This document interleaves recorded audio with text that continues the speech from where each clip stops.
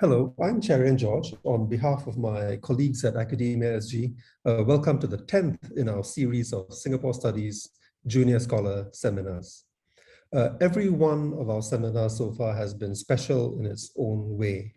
This one is a happy occasion because we'll be served a slice of a PhD dissertation to be submitted to the School of Geography and Environment at the University of Oxford by a junior scholar who has already secured a coveted faculty position at Nanyang Technological University's College of Humanities, Arts and Social Sciences, where we have many friends, including, of course, Academia SG co-founder Teo Yu Yen of NTU Sociology, where Nurul Amillin Hussain is now an assistant professor. NTU Sociology is the co-convener of this event. We're also happy to welcome as our discussant Orlando Woods, who serves as Associate Dean Research at the School of Social Sciences, Singapore Management University. Associate Professor Woods will kick off our Q&A with his response to Amillin's presentation. She tells me this is her very first public presentation since joining the NTU faculty, which just adds to our delight at hosting this event and welcoming Amillin to share her research with us. Hi, everyone. Thank you for attending this seminar. I'm really grateful to Academia SG, NTU Sociology, and Oxford for the opportunity to share my research with you. I'm looking forward to discuss my project in a way that will hopefully be clear to people from other disciplines and also those of you who are not academics. So my project is about the smart city. What does a smart city look like? How do smart residents feel? And what are some of the relations between these two things? How can information on these two things also inform how we might solve some smart city problems? What I hope my project does is to demystify the ways in which smart city residents engage with their built environment. So stuff like smart city infrastructure, things like digital technologies, but also stuff around renewable energy infrastructure. So let me just share my screen. I've prepared a presentation with slides and stuff so you can hopefully follow better what I'm saying.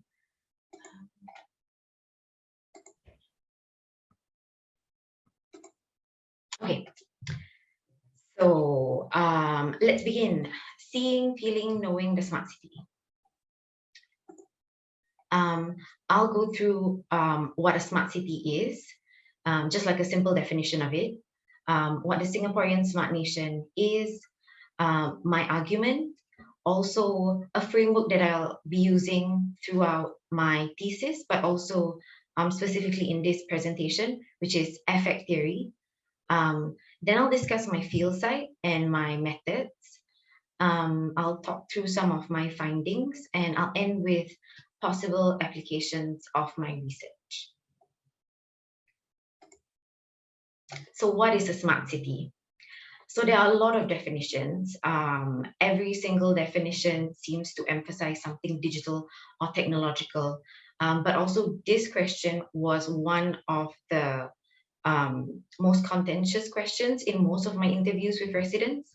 A lot of residents didn't like buzzwords, and so I had to come up with a definition that was easy to explain, but also contained a lot of the elements that I wanted to discuss with people.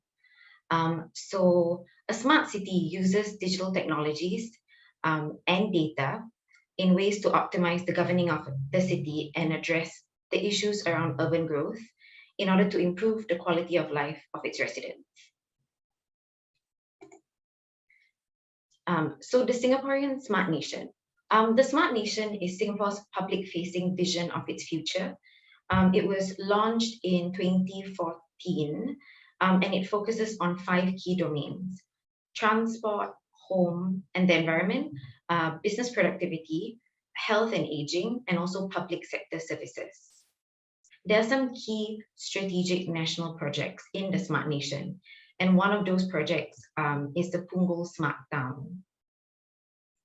There's also a smart HDB framework, So all of the information I found on the Smart Nation website. And the Smart HDB framework includes a 5-pronged approach that HDB is taking to introduce smart into housing estates. This includes things like smart planning, smart environment, smart living, and smart community. There's also stuff around smart estate, which relates more specifically to the actual infrastructure of the HDBs. When looking at the HDBs and walking through them, there were also a few technologies that I wanted to explore specifically. So I wanted to look at sensors. There were sensor lighting. I also wanted to look at energy infrastructure. So I was particularly interested in solar panels. Also the new waste management systems and smart home technologies. So why is Singapore an interesting case study?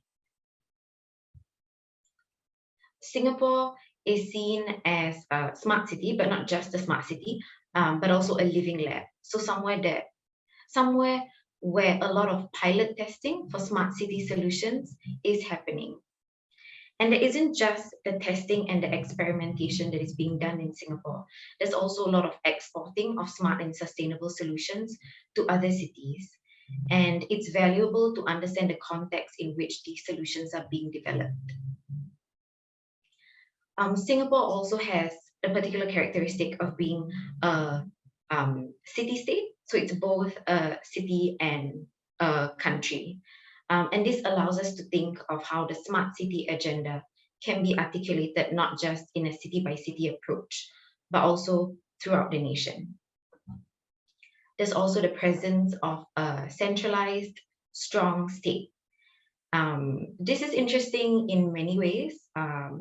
In my project specifically, it's interesting because the smart nation benefits a lot from the whole of government approach and the ability of the state to roll out smart infrastructure across the city and across HDB specifically very quickly. But also with a strong state, then the centrality of the citizen and the role of co-creation, which is pretty important in most other smart cities, that is in question here. So why did I choose to focus on HDBs?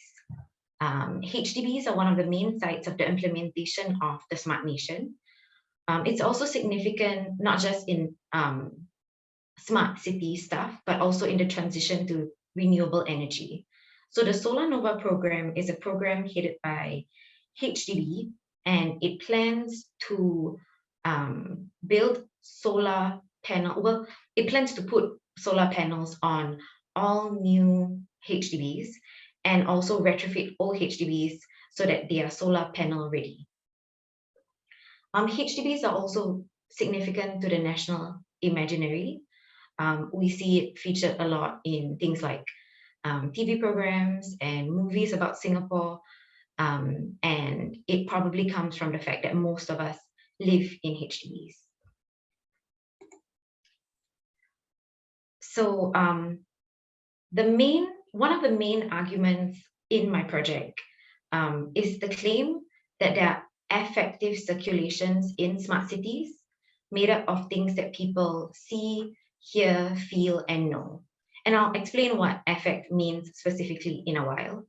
But yeah, my project is trying to argue that affect is a useful way to understand the Singaporean smart city, and that we can actually observe affect through the residents' everyday engagements with the infrastructure and material forms around them.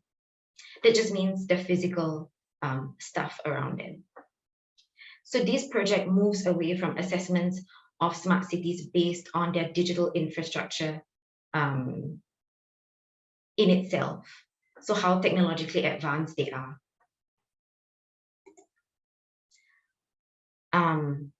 Yeah, so what is affect? So affect can mean a lot of different things. It's mostly centered around feelings and emotions. It can be positive things like joy, excitement, negative things, and it also can refer to ambivalent emotions.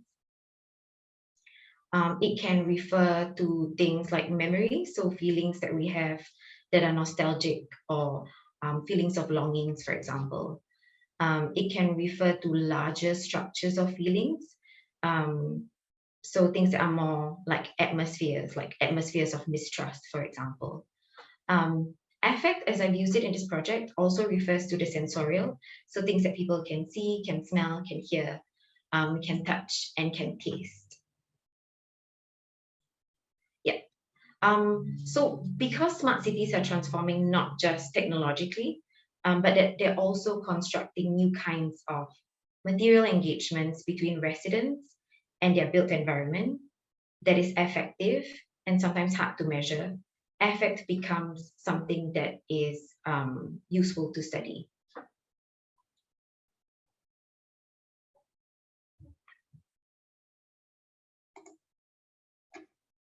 So my field site was Punggol.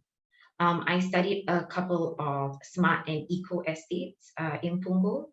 And initially, so I planned to look at Punggol when I was overseas. I had initially wanted to do a comparison between two kinds of public housing, the ones in Punggol that were being planned specifically to be smart and eco estates, and some public housing in Southeast London. But then I decided to just focus it on Punggol. And when I came back to actually do my field work,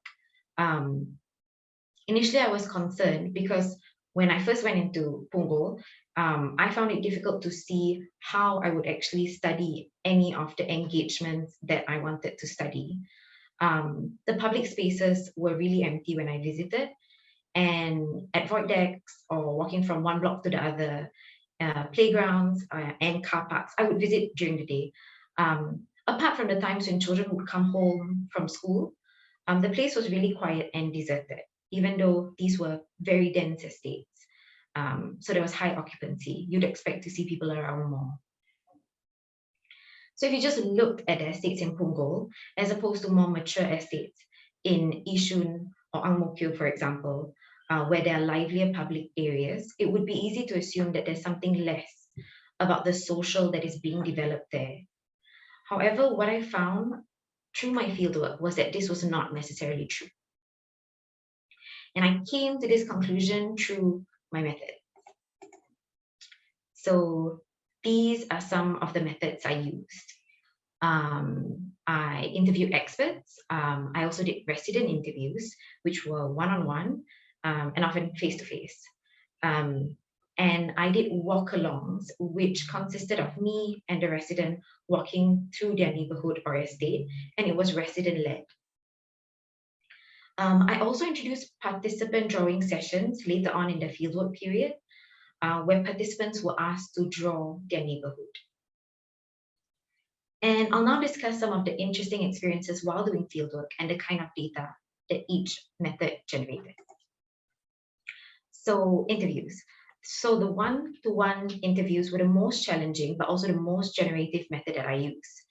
Initially, it was really difficult to connect with residents on the topic of smart cities because people got really annoyed with the terms that I was using. They got really annoyed with stuff like smart, sustainable, even when I wanted to talk about solar panels or certain kinds of technologies. And there was a lot of back and forth about what these terms meant and how relevant they were to a discussion about their neighborhood. Conversations got a lot more generative when when I began asking residents to tell me a story instead. So I begin our interviews with a question like, tell me something about your favorite neighbor, or tell me about a time when you needed a neighbor's help, or what is your favorite memory of the neighborhood? And then that tended to lead to discussions that would then relate to the actual infrastructure of their estates. So the material of it. Questions about neighbors specifically were generative. And there was a couple I interviewed who, while drawing, talked about how much they liked being left alone by their neighbors. So they would close their doors to discourage spontaneous drop-ins. And they would also not open their doors sometimes if they thought it was their neighbor who was ringing the bell.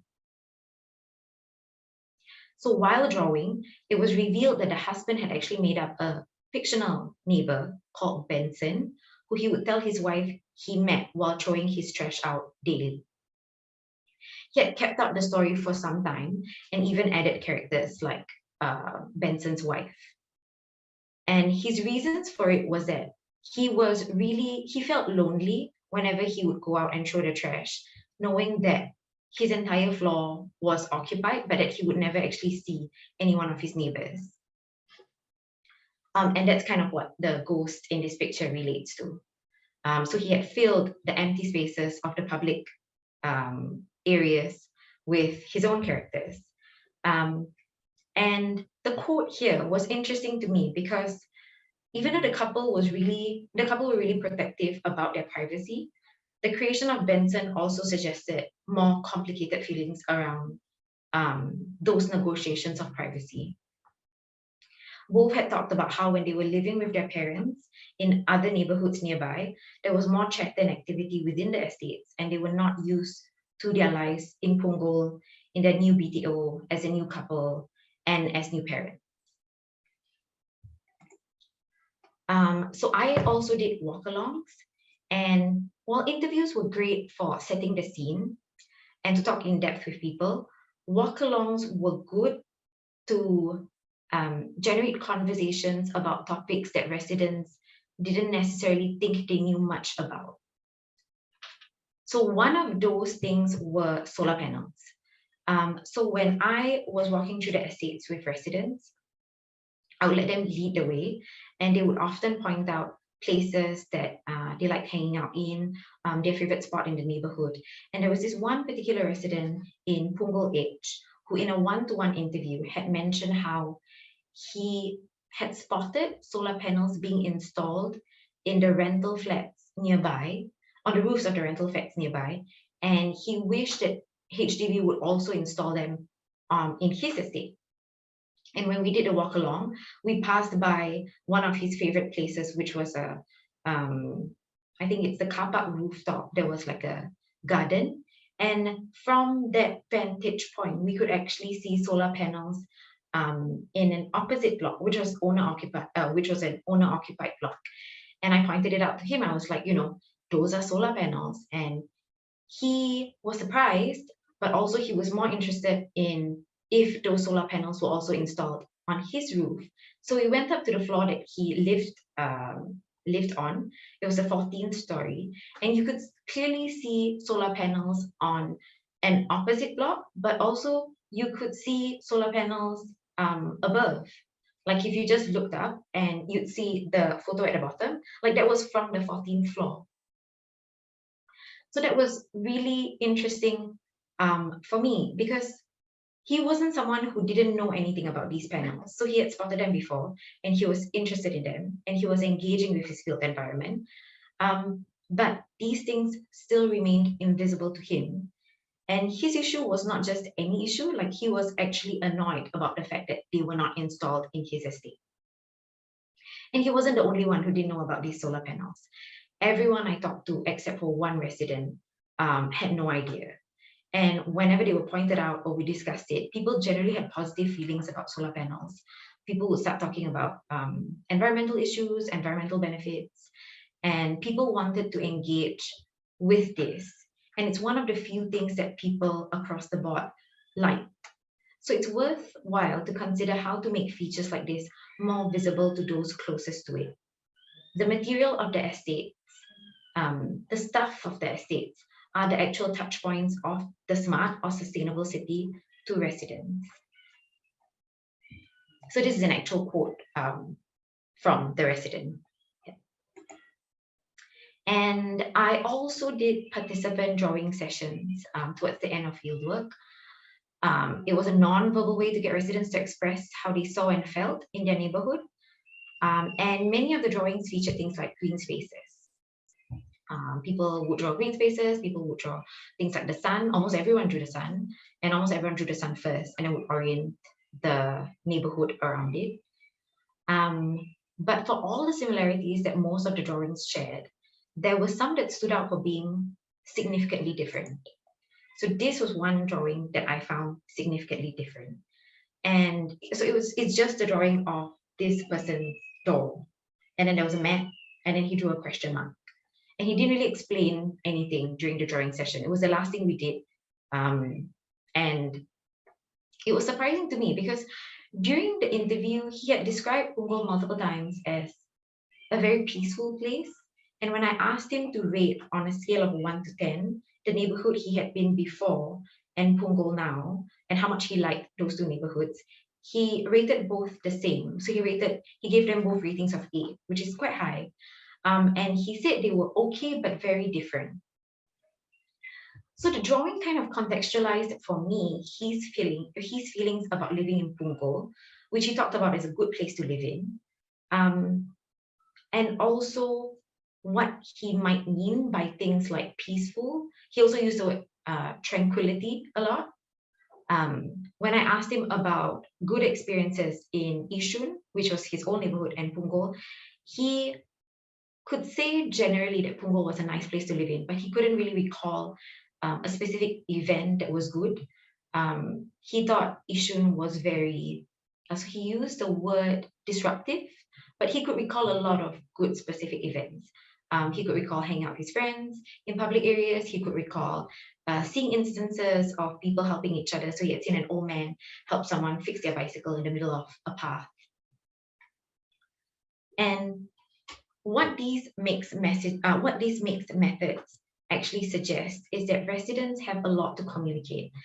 And just because the nature of these new estates have changed and it's become difficult to measure what exactly is happening, people are not feeling things. So they're not apathetic, and they're engaging with their environment in ways that they feel strongly about. Often active citizenship is considered to look like people collectivizing, making claims, interacting directly with the state through things like protests, and working towards explicit change. However, in Punggol, when we think through the ways in which people engage with each other and the environment, in order to do very specific things and reach very specific aims, like lower the frictions of everyday life, and form consensus on what estate norms are, when they use digital and non-digital forms to negotiate their everyday lives, this can be observed as also them actively participating in their environment. So now moving on from a discussion on methods, I'll talk a little bit on my findings. So there were a couple of findings in my project, but I will talk specifically about one finding that focuses on the persistence of the haze in Singapore and how it remains a problem that lies beyond current technological solutions we have. So how does an approach that considers affect help us think through problems that go beyond the smart city? So the discussion on haze, is it about perception and what is the reality of it? This is a tweet from 2019 when the haze was particularly bad. And this tweet expresses the frustration of someone who I'm thinking is probably feeling like the number, the PSI number that is being shown by NEA or on television is not accurate. And that's because the weather can be understood in multiple ways. So one way weather is understood is through environmental data. And environmental data can be compared. And in the face of climate change, which has become increasingly important, the ways in which we measure what's going on in weather, how we compare it in order to identify weather patterns and understand changes, that's become more important. So environmental data, important. But another way to understand weather is through experience, which I guess what this tweet is trying to suggest.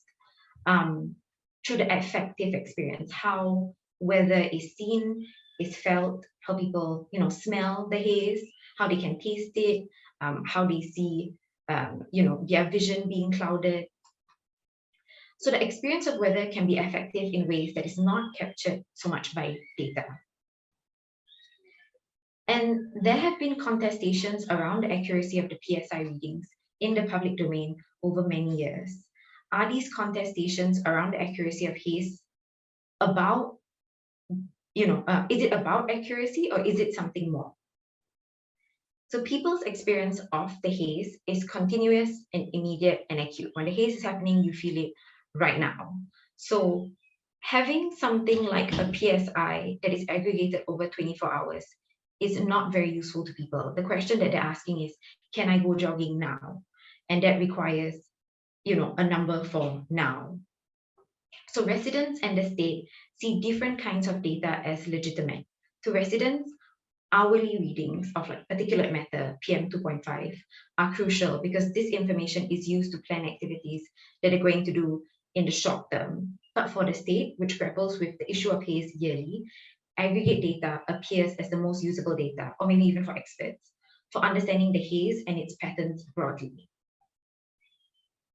So recently, there have been changes made to the presentation of haze data on official sites. So this is from the NE website. And it does reflect things like 1 hour PM 2.5 readings. But the centrality of 24-hour PSI data is still there. This is from the NEU website, the part about managing haze, and it suggests to people, depending on what the PSI is, what they should do, if they're elderly, if they're okay, if they're people with chronic illnesses. So was the contestations over data really about accuracy or affect? So some of the arguments I make in my thesis is that the haze data was not perceived as wrong because it was inaccurate. It was perceived as wrong because there was a difference between how the haze was felt hour by hour and how the data on it was being aggregated over longer periods of time. So data is experienced in time, and the time frame of data corresponds to how we experience it. And this is also related to our senses, which engage with everyday material.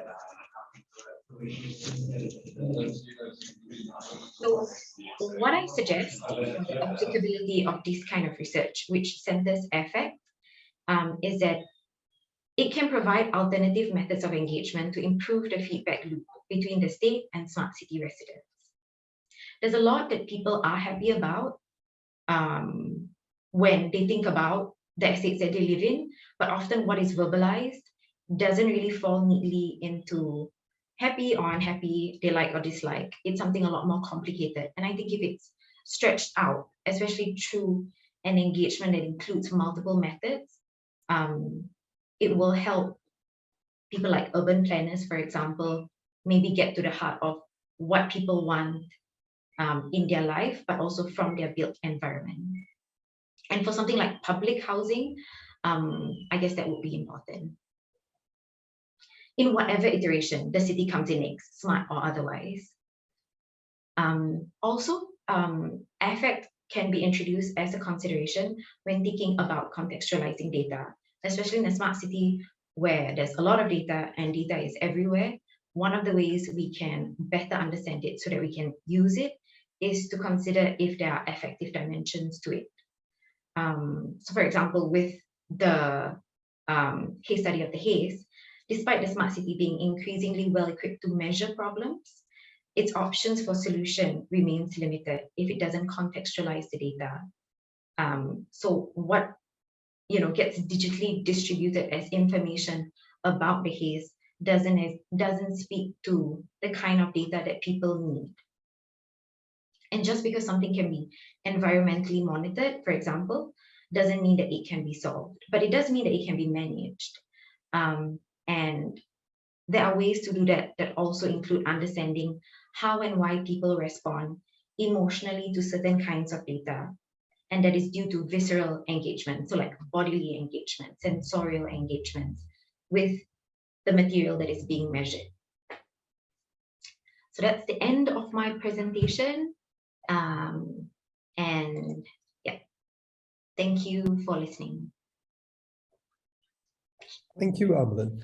We can move straight away to your discussant, Orlando Woods. Would you like to turn on your camera and yes, provide a brief response? Thank you. I'm here. I would love to. I hope you can all see me and hear me and all that kind of stuff. I don't have any slides, but I have a voice, which I will use.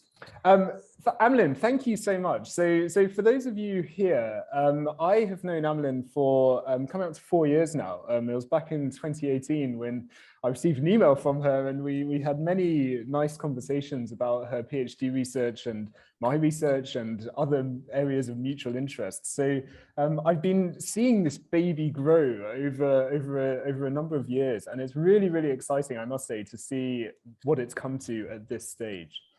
Very exciting.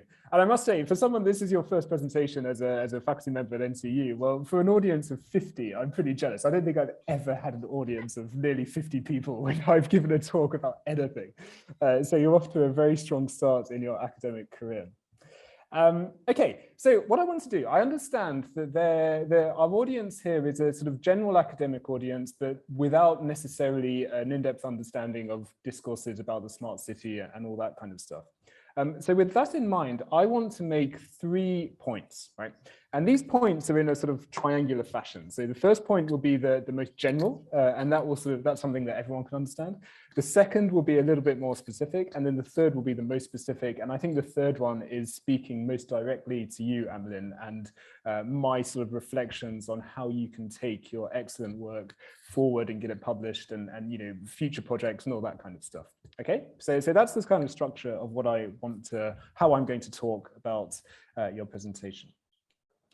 So the first thing I want to talk about, and this is the most general, I want to try and contextualize the Singapore case. And this is what you did, Amillin, at the beginning in a very good way, in a very appropriate way, but also quite a brief way. So I want to make 2 very obvious points, right? Which, as I said, where everyone will understand and we'll get to, but they're very important to understand just how unique Singapore is as a sort of paradigm of the smart city, right? There are very few, if any, smart cities around the world that are anything like Singapore. Singapore is completely unique, okay? 2 things, okay?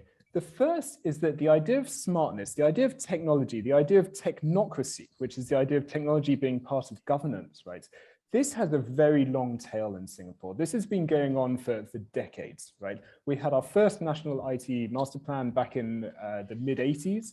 And now, you know, in 2014, as Amillin said, we have this idea of the smart nation, but it's nothing new. It's a different wrapper, but the discourse, the idea, the politics behind it is not new at all, right?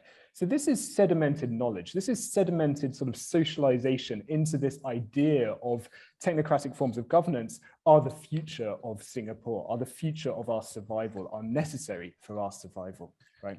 So the whole point is that as Singaporeans, as a population, we are very much socialized into this idea of technocracy. That's important to note, right? Not like many other cities in the world. That's the first point in this first category. The second point, and this is exactly what Amillin said, I'm just going to reiterate it, right, is that we are a city-state. We have a single layer of governance. We are, for us, living here, implementing the smart city, the smart nation, is very easy, right? Any other city in the world, there are myriad complexities which are just attributed to administration, bureaucracy, politics, all that kind of stuff. Right. In Singapore, we don't have that. That's been cleared away. And that's through the organization of the smart nation, where we have 2 centralized political offices, SNDGO and GovTech, which are basically responsible. They report to the Prime Minister's offices, and they're basically responsible for kicking all the ministries into line and making sure that they all, you know, get on board and you know, are progressive and whatnot. And there are more factors to this, which I don't need to go into now. But that's really important because that makes the smart city, the whole idea of smartness, really, really efficacious. Again, this is unlike most, if not all other cities, smart cities around the world. Okay, so that's my first, these are my most general comments, okay. Now I'm going to go to my second layer, which is a little bit more nuanced. And my jumping off point is that last point I made, which is about this idea of single layer of government, right?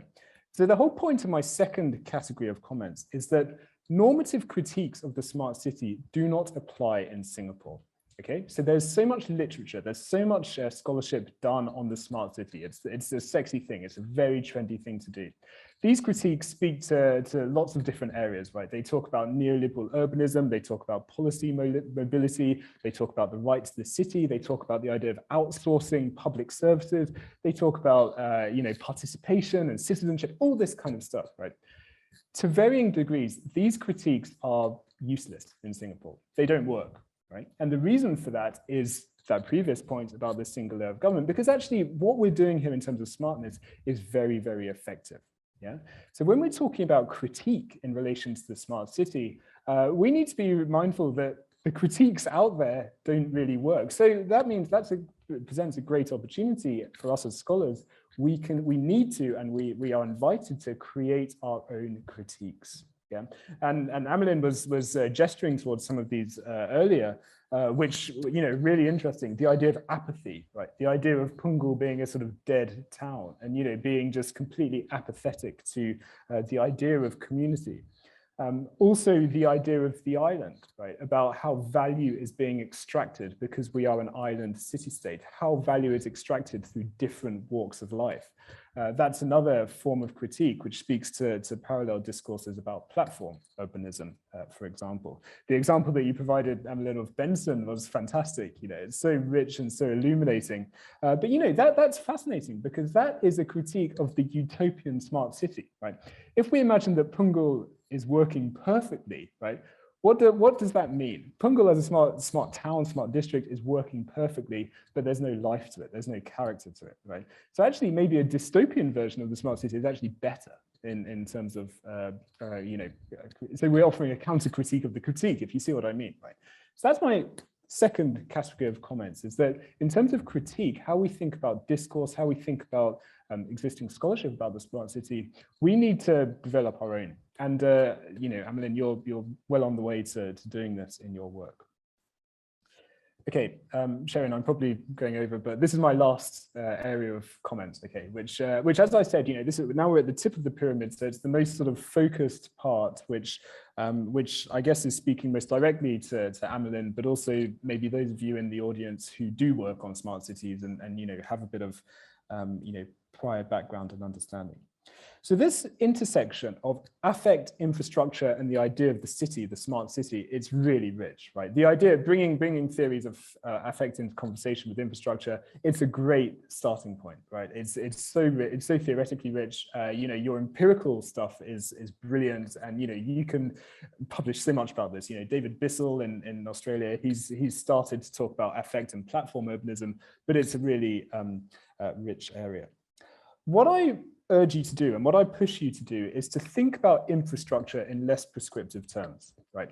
At the moment, yeah, and you said this, you know, you sort of recognized it up front. At the moment, or in terms of this presentation at least, you were talking about infrastructure in terms of physical stuff, right? Solar panels, rubbish chutes, you know, maybe something to do with your mobile phone, like an app or something, right? But it's physical stuff that you can see and observe and you know it's there, kind of thing, right? I push you to think about infrastructure in two different ways, right? One is to think about the scales of infrastructure, and the other is to challenge the material assumption of infrastructure, okay? So in terms of my first point about rethinking the scale of infrastructure, I think you can use the HDB town as a form of infrastructure itself, right? The HDB, the idea of public housing, that is a platform, that is a form of infrastructure through which the public sector meets the private home, basically. You know, the question is, where does that boundary lie? How is that boundary shifting when we start to think about the idea of smartness and the idea of data and the idea of the encroachment of the state into the private spaces of the home through the infrastructure of the HDB framework? Yeah. So how is that distinction or that indistinction between public and private changing in the context of the smart city? So that's thinking about infrastructure in terms of a different scale, right? Not just about things, but I mean, HDB town is a thing, but it's at a much bigger scale than just a solar panel or something like that. It's more conceptual. Right? The second is to challenge the material assumption. And I think this is really getting to the heart of your empirical findings, which are, it's all about, in a way, it's all about the environment and how the sort of material built environment intersects with the natural world and the environment. And the environment is a form of infrastructure. It's been theorized by the late Laurent Ballant as the infrastructure of infrastructure, right? Everything starts from the energy of the sun, right? So it's a form of infrastructure in itself. Yeah. So what we're seeing through these smart solar panels, through the haze, all this kind of stuff, is the infrastructuralization of nature. Yeah. So nature is being given a value which it hasn't been given before in Singapore. You can make money from the sun. Yeah. The haze, it can be bad for you, but it can also be good for you if you want an excuse not to work or not to go for a jog or not to do any strenuous exercise or whatever it may be. Right. So with this infrastructuralization of nature, we're bringing citizens much closer to the natural world. And that's really interesting when you're thinking about citizenship in terms of Singapore. The latest, so you did your research in Punggol, which is a retrofitted HDB estate, right, to become smart. Yeah. So it was already there, and then they put in all these fancy things. You think about something like Tengah, which is going to be the very first, I think it's sort of, it's going to be ready later this year. That is going to be the first bona fide smart HDB estate. It is built to be smart. And the whole positioning of Tengah is this idea of biophilia, right? Organic with nature. And that is a complete paradox. It is a built environment that's meant to be organically in harmony with nature. So when you start to think about these kind of things in conversation with your work on the solar panels and energy and the haze and all that kind of stuff, you start to think about the role of the infrastructuralization of nature in conversation with the smart city. And if you want to, ideas for how to go or how to publish, the findings that you currently have, I think, as I see it, that is one of the most fertile areas of exploration. So thank you for listening to me, all of you. I should also say that I've been trying, since 2018, I've been trying to persuade Amillin to work with me, and she refuses. I don't think I'm good enough for her, but the offer still stands. So when you do, I think I'm just trying to work. So yeah, it happens. Work gets in the way. Anyway, thank you, Sherry, I think we're now open for Q&A, aren't we? Thank you very much, Orlando, for extending the ideas that Amillin shared, and also for your very generous invitation for further collaborations. And that really is the spirit that the whole Academia SG seminar series is built around. The idea of welcoming junior scholars into a larger community of more experienced but still young scholars who So let me turn to some comments and questions from the audience. First, another collegial comment from your new colleague, Walid Abdullah. Thanks for the presentation. That was amazing. I'm particularly fascinated by methodology, and the focus on affect really points towards something other disciplines can learn from in understanding state-society relations. A question from Heather Chi. I'm curious about why many people you spoke with seemed unfamiliar with features in their built environment, not knowing their flats had solar panels, for example, even if they were interested in sustainability. Was this on account of residents' feelings towards ways of, all ways of relating to their built environment more broadly? Or is it a particular apathy towards sustainable or smart city technology, or other reasons? Yeah, I think that's an interesting question. I think I had a very similar question when a lot of my interviews turned out to show just that people were really, the people closest to the infrastructure found it the most invisible, because I had done expert interviews, and experts seem to know all of these estates very well and knew the specifics of it, but the people living there never did. I don't think it's apathy. I also feel like a lot of my project tends to try not to go down that route, thinking that people don't care or people have nothing to say. Just because it might be interesting to consider other reasons why there is silence or why some things are invisible. I don't know why. I think it was difficult to understand why also certain things were invisible to people. But something that came up was that things don't fail. So apart from maintenance, which happens really regularly, like if you go to these HDB estates, all you hear in the background is, you know, people washing or somebody fixing something, or, you know, maintenance workers just kind of milling around doing some sort of work. But things don't break down. So there isn't really an instance of infrastructural failure, which tends to be, I guess, from the literature, a lot of point of the frustration of people living in public housing in other cities. I think if you don't have anything that fails, then even stuff that's very close, there really isn't a reason to engage with it. You don't really have to press a button to, you know, make these solar panels sort of absorb sunlight or anything like that. Everything works, and it works without you.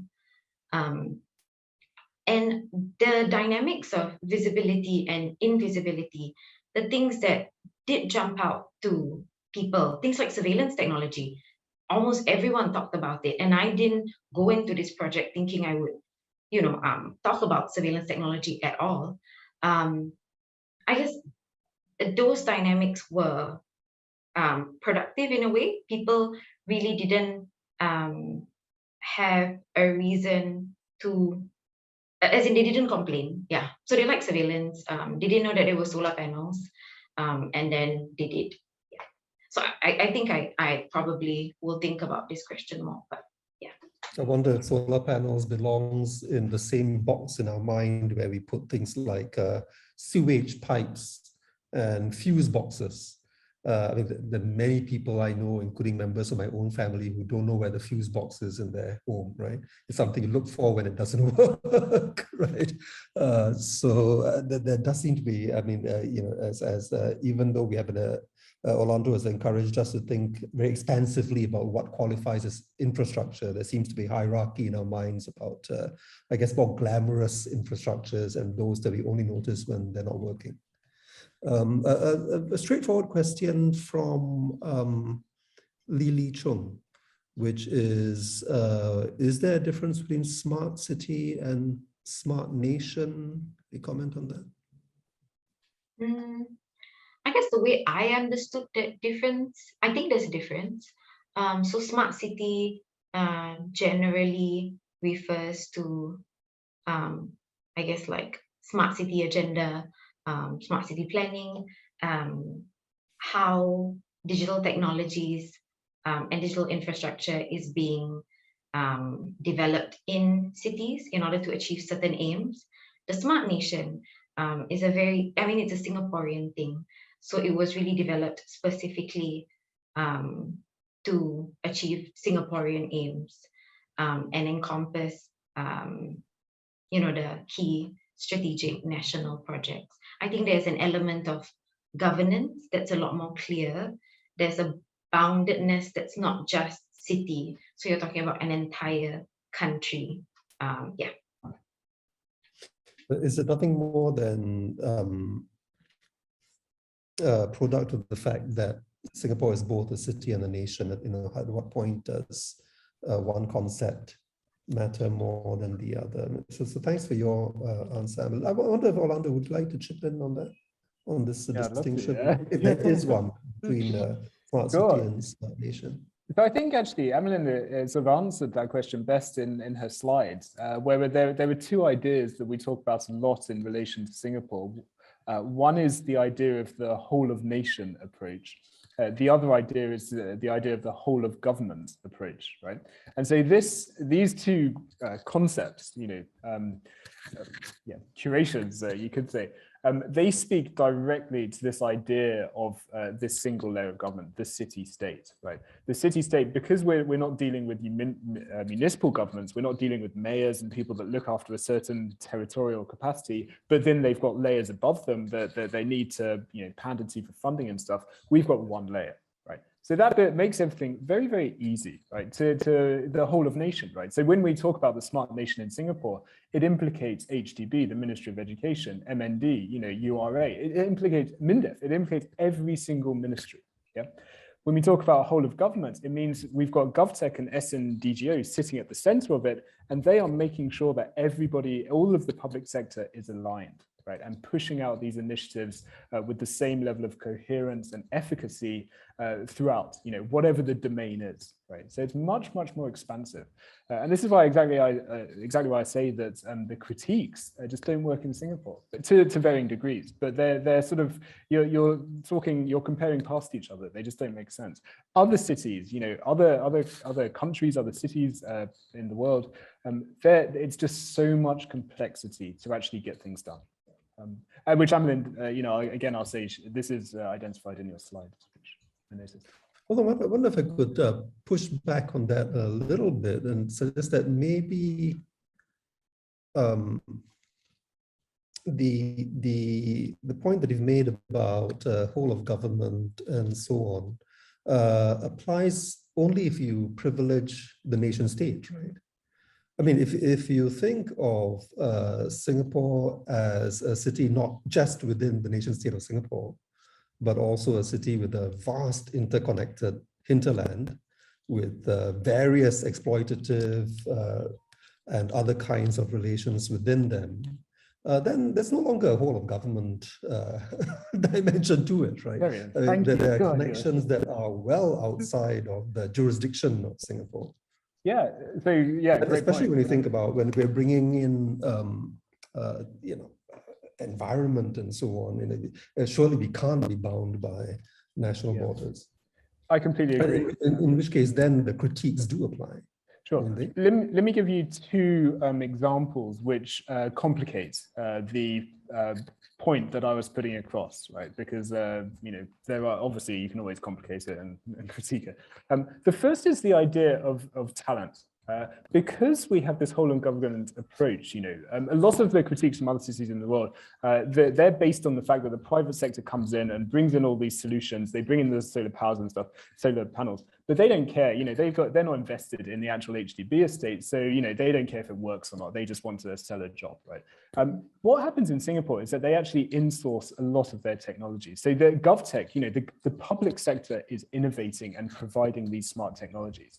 But the problem is you need talent in order to do that, right? And Singapore doesn't have that much tech talent.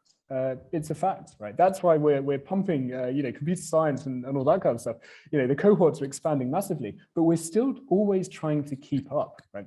So that means we're bringing in people. We're bringing in Singaporeans who are working and living in America and elsewhere around the world. We're trying to bring them back. GovTech is trying to bring them back to work for the public sector, to bring in their ideas, to bring in their innovation, to actually expand that idea of the city-state and to develop more sort of innovative ways of working.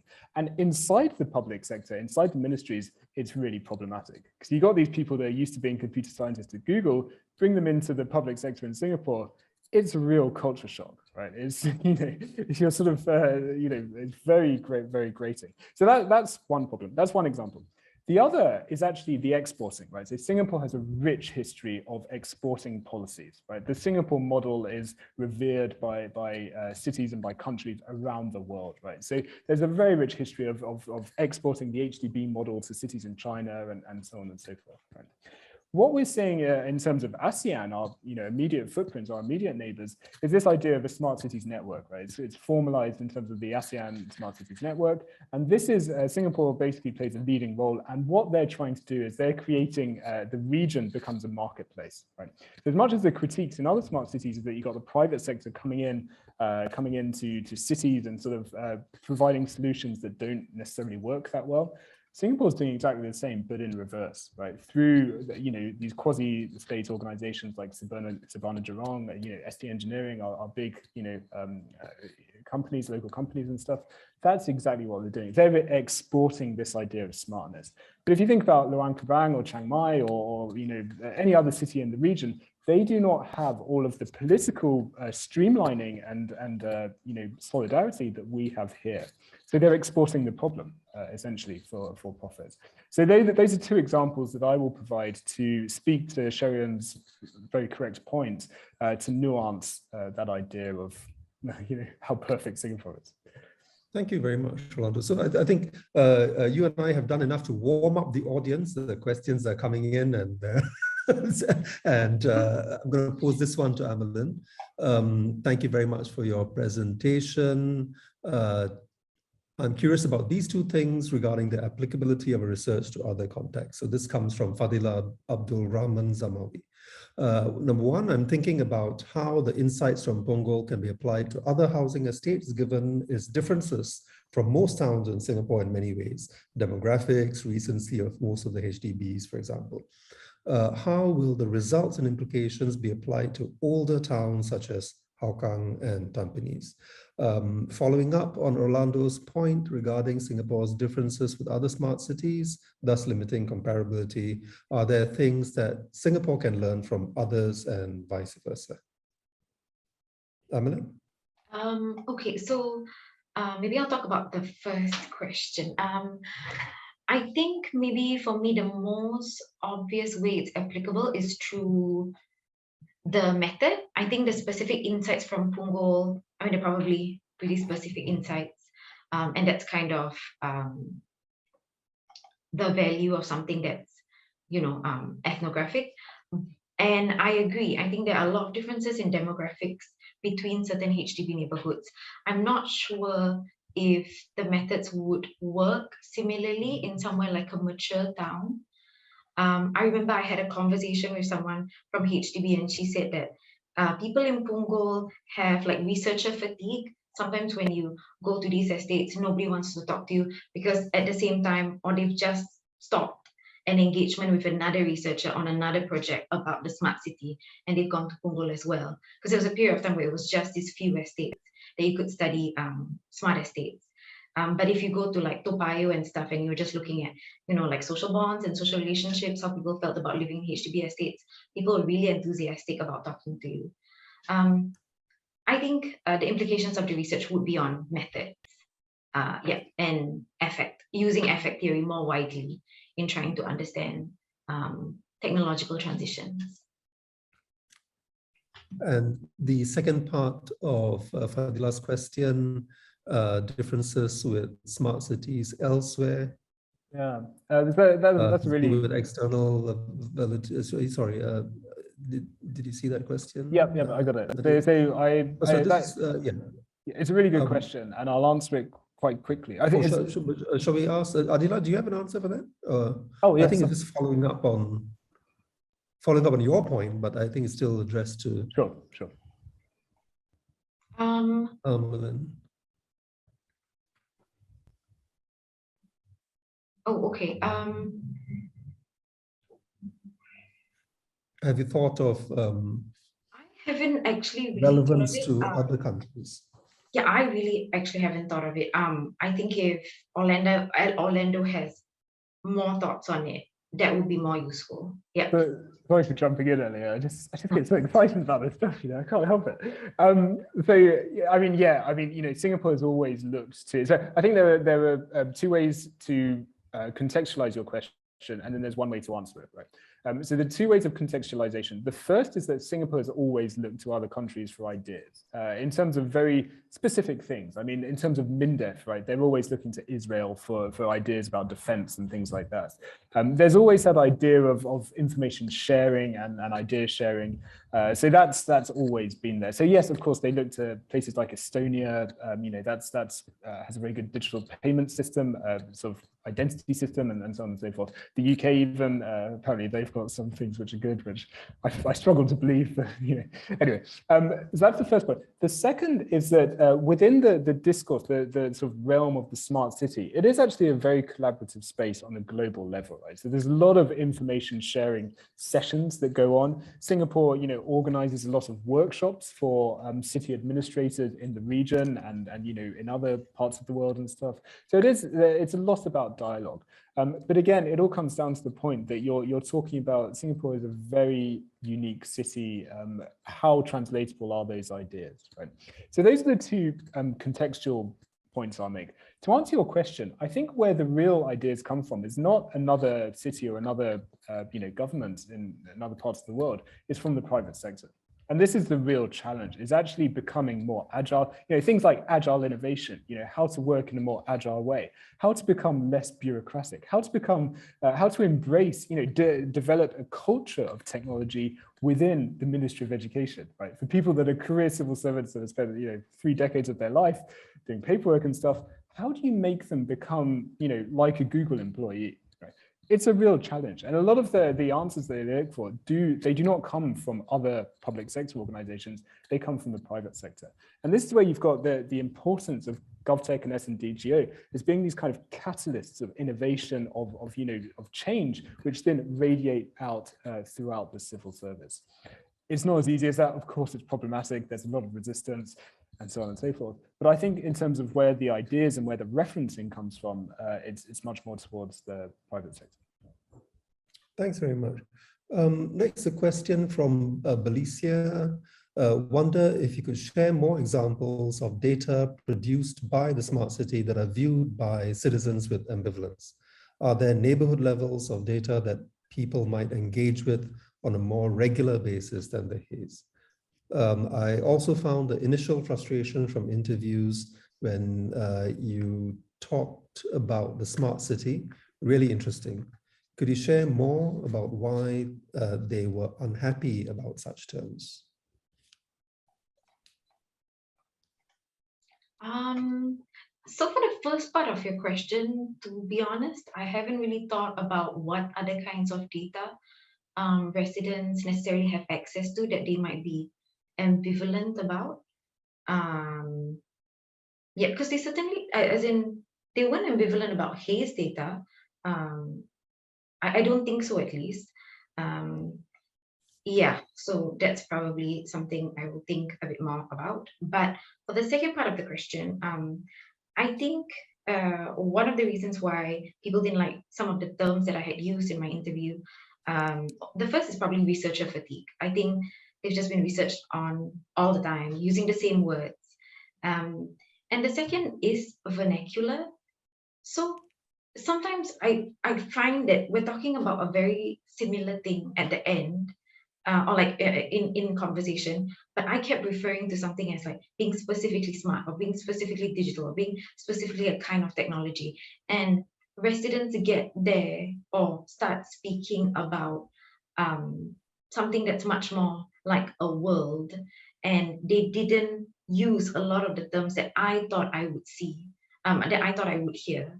I think it's just, it's probably the difference between the kind of data, empirical data that informs smart city literature and, how we categorize what people are talking about in other cities. And then also when you come to Singapore and you think about things like, environmentalism. Environmentalism is really not a term that people use at all in casual conversations. But I had a few residents talk specifically about the environment. Like someone was in, like the environment club or like in some sort of nature society. And we went through the whole conversation. We began with her annoyance about the term environmentalism, and she's like, I'm not going to use that, and she said specifically, I'm not a tree hugger. But then we talked about all the different ways she loved the environment. One of the reasons why she really liked Punggol was because of the green spaces, and she was worried they weren't going to keep it as they continued to develop. So I think it's just stuff like that that takes a while to sieve through. That's fascinating, and something, of course, you wouldn't discover if you were not out there in the community talking to people, right? How even the terms that we use might not resonate. I guess part of it has to do with how the digital has been so normalized that it's almost invisible to people, right? They're thinking about something else. And your point about the environment as well is very interesting. And also, I'd like to add, so this is also not the kind of stuff you'd realize if you did surveys, for example. So I realized a lot of smart city researchers that I had met who were doing research in Punggol actually depended on surveys. And I think that's why sometimes you don't get a lot of data. Because you're using terms that don't necessarily mean the same thing to your informants and subjects.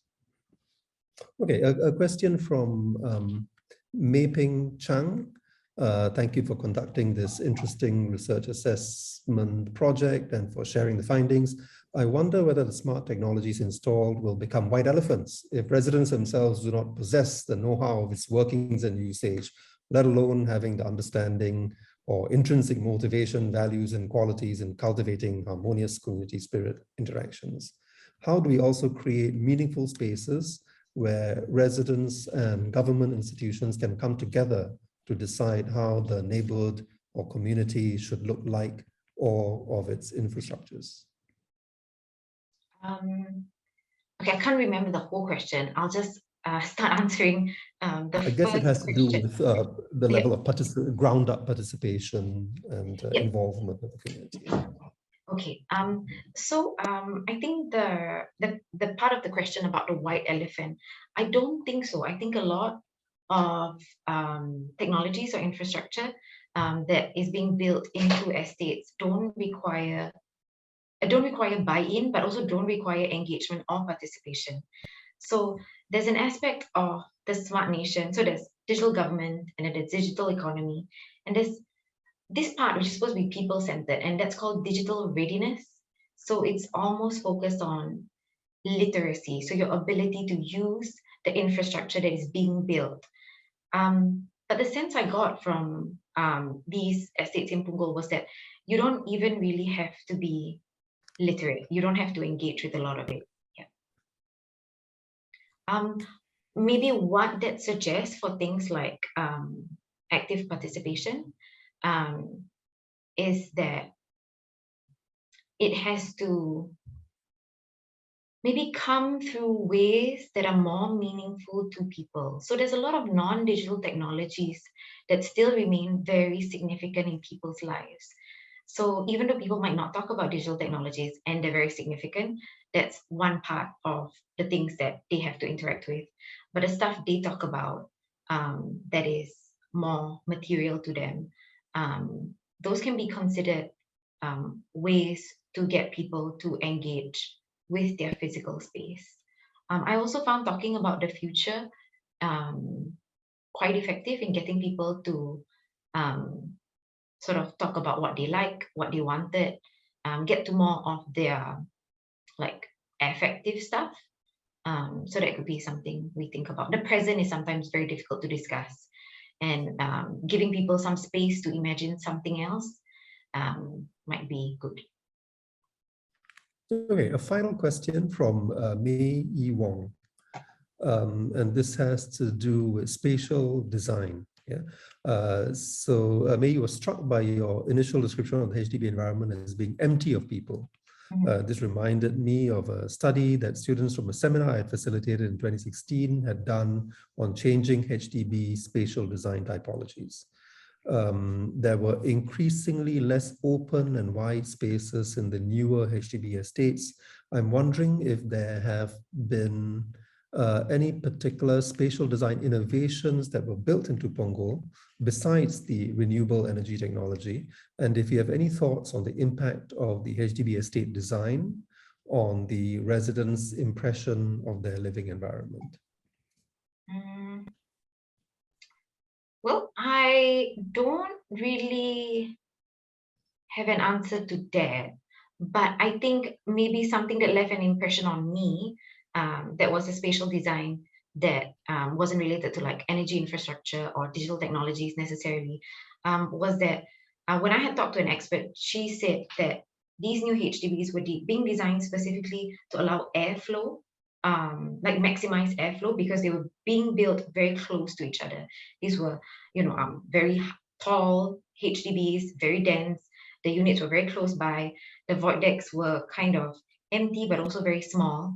I expected them to be very stuffy and to feel like very constrained in the space. But there were multiple estates where I actually stood there and I felt like it was really windy on a sunny day. And I think that must be something to do with those kinds of considerations. I know some estates also use paint that specifically lowers the temperature of the space. And while residents might not necessarily know about those design features, even though there were some estates that would actually talk about all of the design features in the estate and then the awards that this estate had won, but nobody read those. Did it make a difference to how you felt when you wait at the void deck, for example, but no one's waiting at the void deck, which I guess is the problem. Yeah. Thank you so much, Amillin. I'm afraid that's all the time that we have. Let me thank Orlando Woods for your extremely insightful and educational interventions. Amillin, of course, you've been extremely enjoyable and informative to listen to. Congratulations on your appointment. We're excited for you and your new career at NTU. Thanks, of course, to the audience for participating and joining us in this, our 10th Junior Scholar Seminar. In case you don't know us, Academia SG is a 2-3-year-old informal collective of Singaporean scholars trying to promote Singapore studies and publicly engaged scholarship as well.